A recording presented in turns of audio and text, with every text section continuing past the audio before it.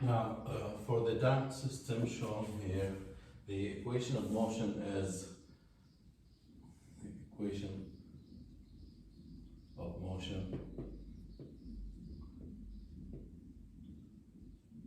is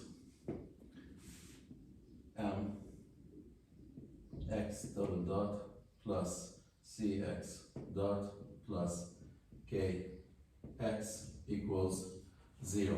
So it's in free vibration, of course, assuming that the motion of the mass m is x. Now, this equation of motion can be derived using the Newtonian approach or the Lagrangian approach. Simple, straightforward. Now, to determine the response of the system, we will assume a harmonic response in the form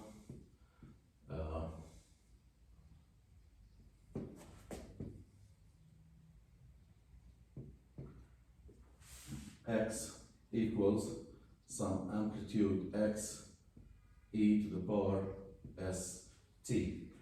Now, substituting this response into the equation of motion here, I will get m, the second derivative of x is s squared, the amplitude x, e to the power st, plus c s, the amplitude x, e to the power st, plus k, and the function x itself, x e to the power st equals 0, which can be simplified by removing these equal terms as m s squared plus cs plus k equals 0.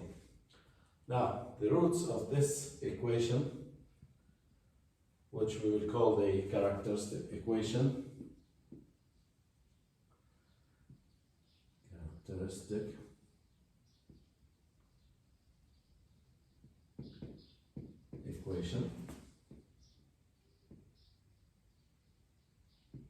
the roots will determine the form of the response.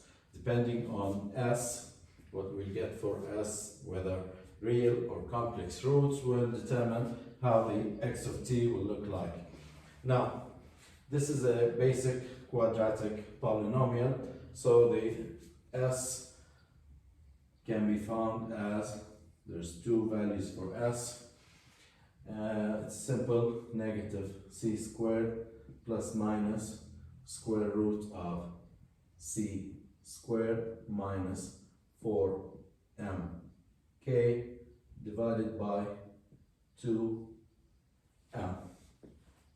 Now, by inspecting this term, we will notice that the form of the roots, whether real or complex, will be determined by the radical of the square root, the s squared minus 4mk, whether it's positive or negative. Negative value will result in complex roots. Real positive value will result in real roots. So the characteristic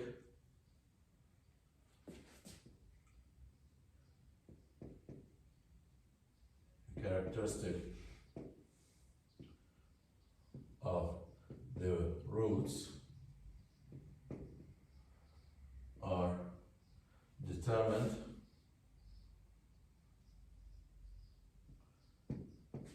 by c squared negative 4mk,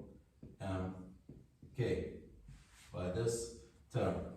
Now, if this term is positive, which is greater than 0, then this will result in real roots. And real roots will result in exponential response here, e to the power real number. Now, if this part or this radical is mk less than 0, then there will be a square root of a negative value, and this will result in complex roots, and that means e to the power a complex number here will result in a damped sinusoidal response, and we see how that looks like. Now, if c squared negative 4mk is 0, that will lead to a double root. This value is 0, so then both roots will be equal to negative c squared divided by 2m,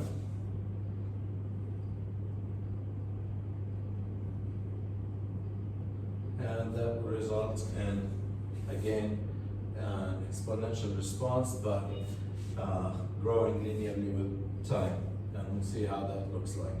Now, then, the characteristic of the response, whether it's exponential or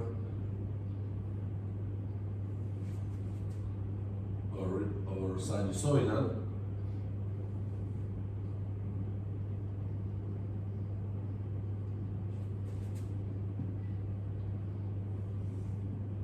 is based on the sign of this radical. The switching point between real and complex roots is the point where c squared negative 4mk is 0, and that's why I will call this value of c that leads to this condition as critical damping. So when c squared minus 4mk equals 0, that means we have critical damping, and I will refer to this critical damping as C critical. So, to determine the critical damping, which occurs at c squared minus 4mk equals 0, so this would be the critical damping, and C critical will be the square root of 4mk, or 2 square root of mk. Now, to determine whether a system is critically damped or over damped or under damped, I have to perform this procedure, which is not straightforward, or I have to do some calculations to determine the characteristics of the system. So instead I will define a variable which I will call damping ratio. Define damping ratio as zeta equals C divided by critical damping. Now, this is a ratio value, so if C is greater than C critical, then the system will have a real roots, which we will call it over damped system. If C is less than C critical, this value will be less than 1, and that will lead to under damped system. So for zeta greater than 1, the system will be over damped, and for zeta less than 1, the system will be under damped. Now, if C is equal to C critical, zeta will equal 1. And since C is critical damping, I will call this system that has zeta equals 1, critically damped system.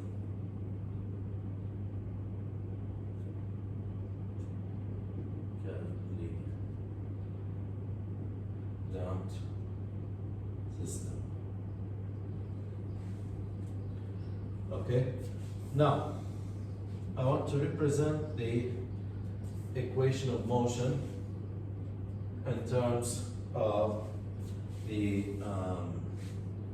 variable zeta, the damping ratio. So I will substitute zeta for the variable C.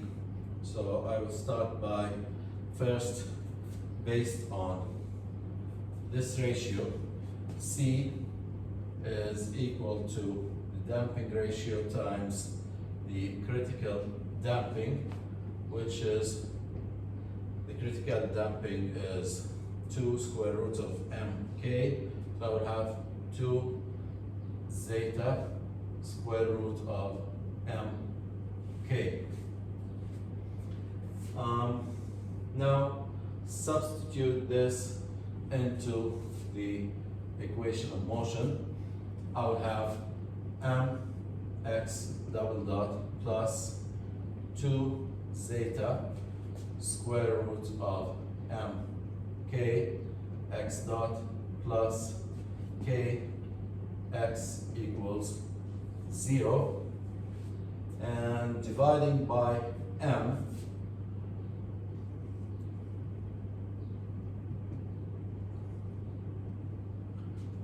the equation of motion becomes C double dot plus 2 zeta dividing by m over here. I will end up with square root of k over m x 1 dot plus k over m x equals 0. Now recall from the free vibration of undamped systems, k over m was determined to be omega n squared, the natural frequency squared. So we'll substitute that in here. We'll have 2 zeta square root of k over m is omega n x dot plus omega n squared x equals 0. Now this is another form of the equation of motion, and straightforward from this form of the equation of motion, when the coefficient of x double dot is 1, then I can straightforward treat the natural frequency from the equation of motion, and knowing what the natural frequency is, I can determine the value of zeta, and that tells me whether the system is overdamped, underdamped, or critically damped. Now, the roots S12 are negative zeta omega n plus minus omega n times the square root of zeta squared minus 1. So clearly, if zeta is greater than 1, this square root is positive, real, and the roots will be double real roots. And when zeta is less than 1, then this value will be negative, and I will have complex roots. And when zeta equals 1, then this value will be 0, and I will end up with the roots equal the same value, negative zeta omega n, which means I will have a double root.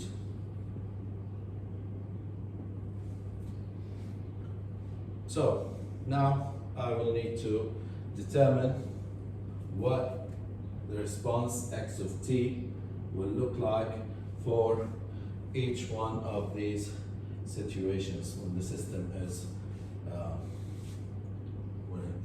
has double real roots, i.e. overdamped, and the system has complex roots, i.e. underdamped, and double root, which means I have critically damped system. So I will find out what x of t will look like for these three conditions.